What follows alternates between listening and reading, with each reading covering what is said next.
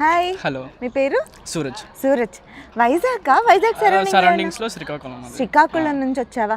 అంటే అంత దూరం నుంచి ఇక్కడికి వచ్చావంటే ఇక్కడ ఏదన్నా కోర్స్ కోసం వచ్చావా? స్పెషల్ కోర్స్ అంటే ఇక్కడ ఏఎంఎల్ బాగుందని టాక్ ఉంది.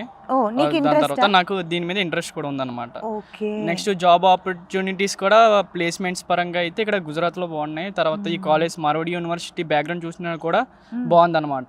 ఇక్కడ 54 కంట్రీస్ నుంచి పీపుల్స్ అందరూ వచ్చారు. సో ఇక్కడ కోఆర్డినేషన్ అంతా మొత్తం పర్టికులర్ గా జాబ్ ఆపర్చునిటీస్ అవన్నీ బాగున్నాయి.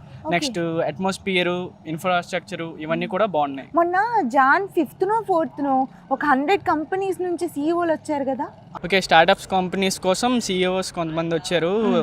ఇలాగ మేము కూడా ఇంటర్న్షిప్స్కి అప్లై చేశాను అనమాట. ఇలాగ కొంత కాస్ట్ కట్టి అప్లై చేసాం. దానికి ట్రైనింగ్ ఇచ్చిన తర్వాత ఇంటర్న్షిప్ జాబ్స్ కూడా వాళ్ళేస్తారు. ఓకే. సో ఇక్కడ అన్ని ఫెసిలిటీస్ అన్ని బాగానే ఉన్నాయి. అంటే ఇయర్ చాలా మంది స్టూడెంట్స్ 2024లో లాస్ట్ ఇయర్లో ఒక 3000 మంది దాకా మన వాళ్ళు చేరారని మేము విన్నాము. మరి ఫెసిలిటీస్లో ఏమైనా కాంప్రమైజ్ అవుతున్నారా? ఫెసిలిటీస్ అయితే అంత పరంగా బాగానే ఉంది. హాస్టల్స్ కూడా బాగానే ఉన్నాయి, నీట్గా మెయింటైన్ చేస్తారు రూమ్స్ అవన్నీ కూడా. ఫుడ్ విషయానికి వచ్చేసరికి కొద్దిగా మనం అడ్జస్ట్ అవ్వాలి, ఎందుకంటే ఇంటి దగ్గర ఉండే ఫుడ్ ఇక్కడ మనకి దొరకదు కాబట్టి. సో అలాగా ఏరియా డిఫరెన్స్ ఉంది కాబట్టి. సో అంతా ఓకే. ఓకే, ఎవరైనా జాయిన్ అవ్వాలనుకుంటే పర్ఫెక్ట్ గా జాయిన్ అవ్వచ్చు. ఓకే. మిడిల్ క్లాస్ వాళ్ళకి పర్ఫెక్ట్. ఇది ఎగ్జాంపుల్ మార్వాడి యూనివర్సిటీ. ఒక తక్కువ ఫీజు కట్టినా కూడా చక్కగా మంచి ఫెసిలిటీస్.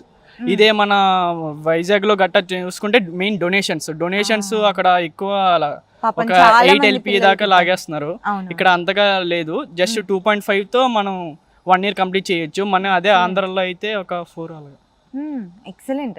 సో ఫీజుతో పాటు అన్ని ఫెసిలిటీస్ అద్దరిపోయినాయి. అది పర్ఫెక్ట్ గా ఉన్నాయి. సూపర్. Thank you.